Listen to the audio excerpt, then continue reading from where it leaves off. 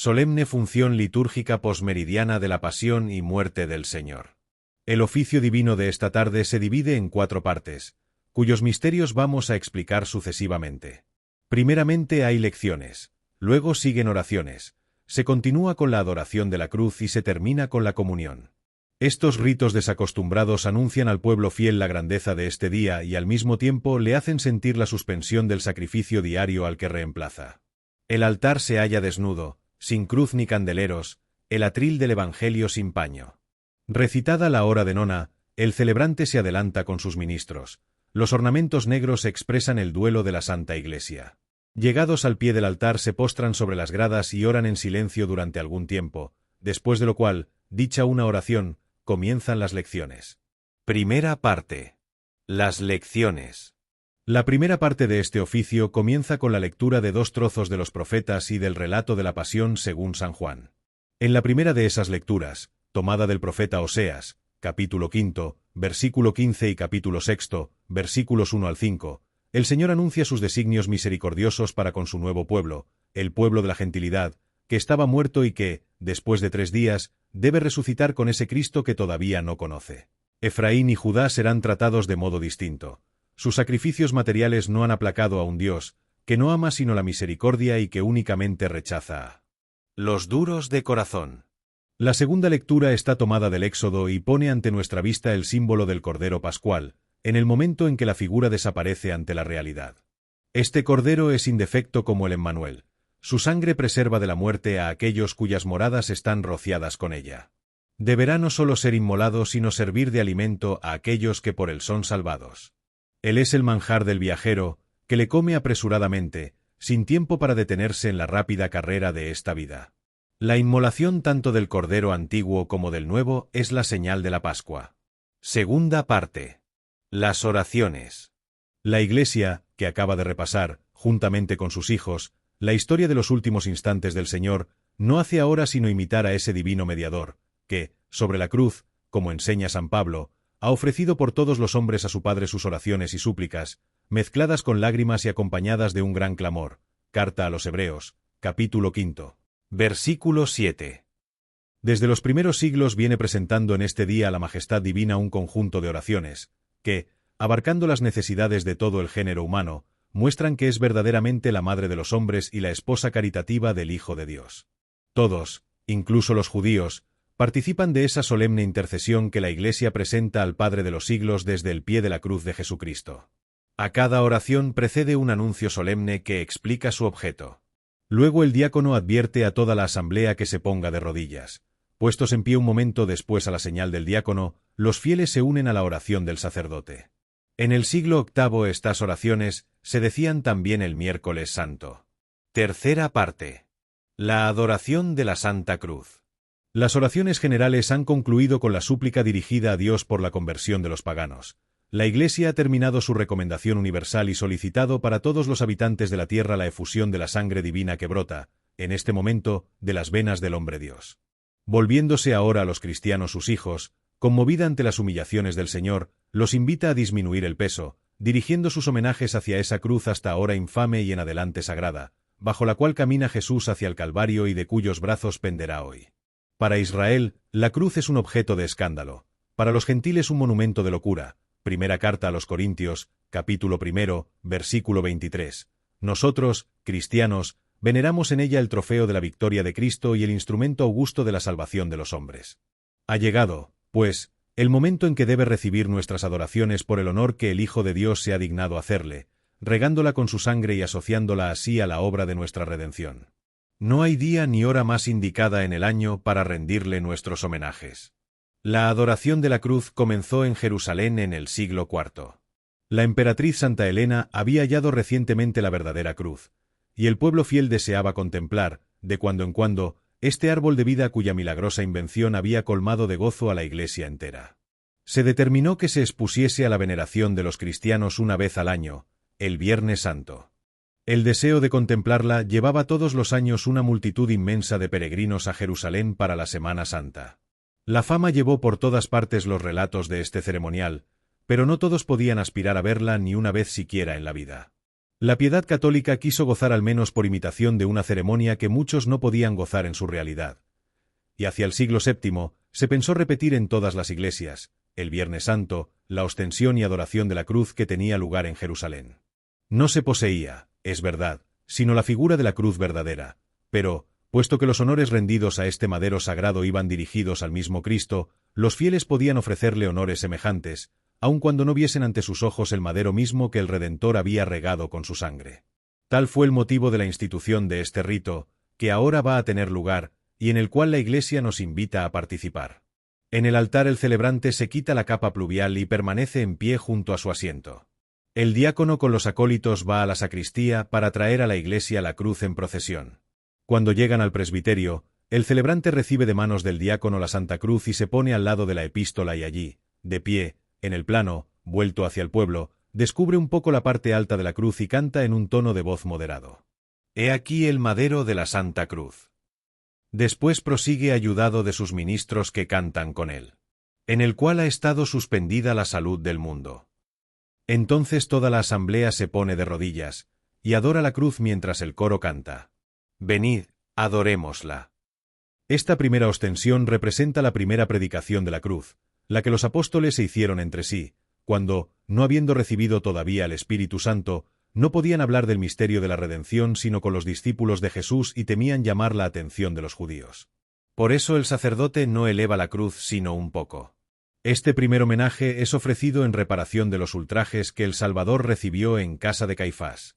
El sacerdote se dirige luego a la parte delantera de la grada, siempre en el lado de la epístola, y se coloca de cara al pueblo.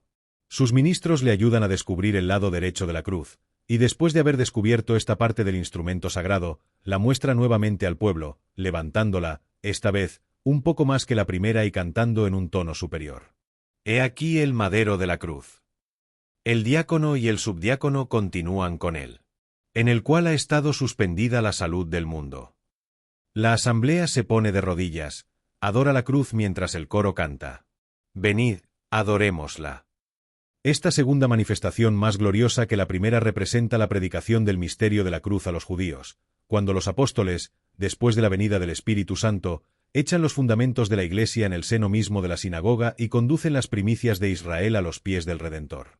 La Iglesia lo ofrece en reparación de los ultrajes que recibió en casa de Pilatos. El sacerdote se coloca después en medio de la grada, vuelto siempre hacia el pueblo. Ayudado por el diácono y subdiácono, descubre todo lo restante del crucifijo, y elevándolo algo más que las veces anteriores canta con triunfo y a plena voz. He aquí el madero de la cruz. Los ministros continúan con él, en el cual ha estado suspendida la salud del mundo. Los fieles vuelven a arrodillarse y a adorar la cruz mientras el coro canta. Venid, adorémosla. Esta última manifestación representa la predicación del misterio de la cruz en el mundo entero, cuando los apóstoles, rechazados por la masa de la nación judaica, se vuelven hacia los gentiles, y van a anunciar al Dios crucificado hasta más allá de los límites del Imperio romano. Este tercer homenaje rendido a la cruz es una reparación de los ultrajes que el Salvador recibió en el Calvario. La Iglesia, al presentarnos la cruz cubierta con el velo, que después desaparece para dejar llegar nuestras miradas hasta ese divino trofeo de nuestra redención, quiere también expresarnos la obcecación de los judíos que no ven sino un instrumento de ignominia en ese madero adorable, y la luz resplandeciente de que goza el pueblo cristiano, a quien la fe revela que el Hijo de Dios crucificado, lejos de ser un objeto de escándalo, es, por el contrario, como dice el apóstol, el monumento eterno del poder y de la sabiduría de Dios. Primera carta a los Corintios, capítulo 1, versículo 24. En adelante la cruz que acaba de ser tan solemnemente enarbolada permanecerá descubierta, y aguardará sobre el altar la hora de la gloriosa resurrección del Mesías. Todas las demás cruces colocadas en los diversos altares se descubrirán también, a imitación de esa que ocupará pronto su puesto de honor en el altar mayor. Pero la Iglesia no se limita a exponer, en este momento, a las miradas de los fieles la cruz que les ha salvado, les invita a que vengan a poner sus labios respetuosos sobre ese leño sagrado. El celebrante irá el primero y todos tras él. Despojado de su casulla, quítase también el calzado, y haciendo, a convenientes distancias, 3 veces genuflexión sencilla, se acerca a adorar la cruz, colocada en las gradas delante del altar. Detrás de él vienen los ministros, el clero, y por último los fieles. Los cantos que acompañan a la adoración de la cruz son de una belleza incomparable. Los primeros son improperios, o reproches amargos que el Mesías dirige a los judíos. Las 3 primeras estrofas están intercaladas con el canto del trisagio u oración a Dios 3 veces santo, cuya inmortalidad justo es que glorifiquemos en este momento en que Él se digna, como hombre, sufrir la muerte por nosotros. Esta triple glorificación, usada en Constantinopla desde el siglo V, pasó a la Iglesia romana, que la ha conservado en la lengua primitiva, contentándose con alternar la traducción latina de las palabras. El resto de este hermoso canto tiene grandísimo interés dramático. Cristo recuerda todas las afrentas de que ha sido objeto por parte de los judíos y pone de manifiesto los beneficios de que ha colmado a esta nación ingrata. Los improperios. Pueblo mío, ¿qué te he hecho yo? ¿O en qué te he contristado? Respóndeme. Porque te saqué de la tierra de Egipto, has preparado la cruz a tu Salvador. Agios o Thios. Santo Dios. Agios Ischiros. Santo fuerte. Agios Atanatos, eleisónimas. Santo inmortal, ten piedad de nosotros. Porque te guié por el desierto 40 años, y te alimenté con maná, y te introduje en una tierra muy buena. Has preparado la cruz a tu Salvador. ¿Qué más debí hacer por ti, y no hice? Yo te planté como mi viña más hermosa, y tú me has salido muy amarga, pues has saciado mi sed con vinagre y has taladrado con una lanza el costado de tu Salvador. Yo, por ti, flagelé a Egipto con sus primogénitos, y tú, después de azotado, me has entregado a la muerte. Pueblo mío, ¿qué te he hecho yo? ¿O en qué te he contristado? Respóndeme. Yo te saqué de Egipto, hundiendo a Faraón en el Mar Rojo, y tú me has entregado a los príncipes de los sacerdotes. Pueblo mío, ¿qué te he hecho yo? ¿O en qué te he contristado? Respóndeme. Yo abrí ante ti el mar, y tú has abierto con una lanza mi costado. Pueblo mío, ¿qué te he hecho yo? ¿O en qué te he contristado? Respóndeme. Yo fui delante de ti en la columna de nube, y tú me has llevado al pretorio de Pilatos. Pueblo mío, ¿qué te he hecho yo? ¿O en qué te he contristado? Respóndeme. Yo te alimenté con maná en el desierto, y tú me has herido con bofetadas y azotes. Pueblo mío, ¿qué te he hecho yo? ¿O en qué te he contristado? Respóndeme. Yo te di a beber agua saludable de la roca, y tú me has abrevado con hiel y vinagre.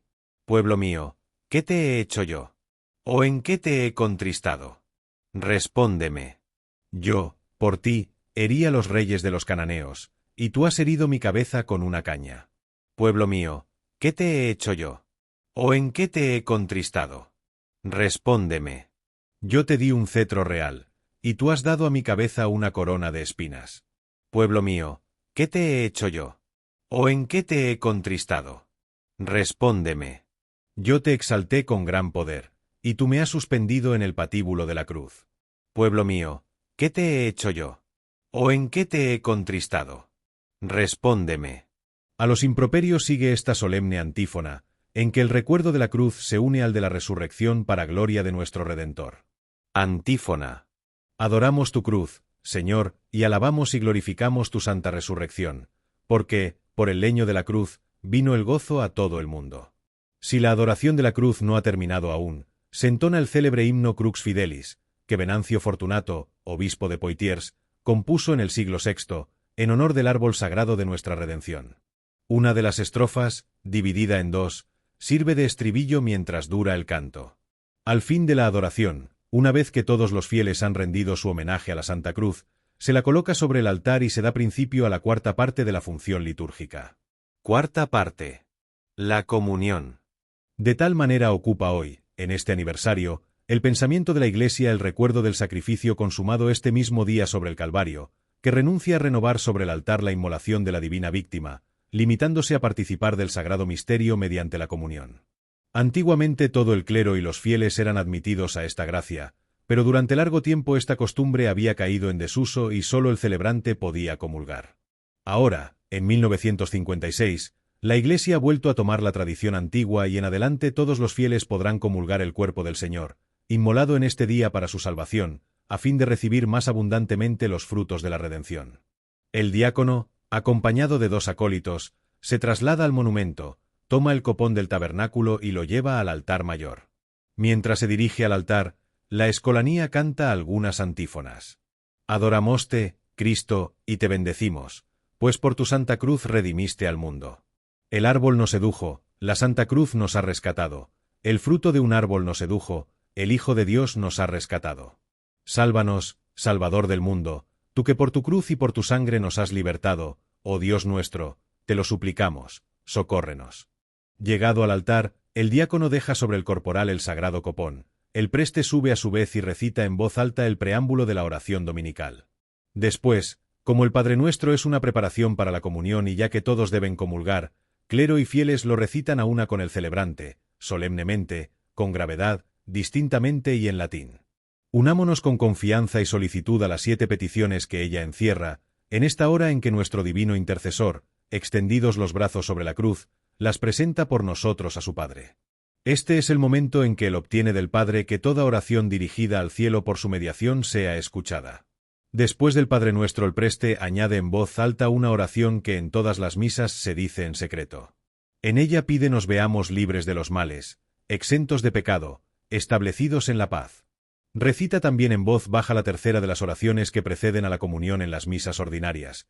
Descubre luego el copón y toma una hostia, y profundamente inclinado, se golpea el pecho diciendo 3 veces: Señor, no soy digno de que entres en mi pobre morada, pero di solamente una palabra y mi alma quedará curada.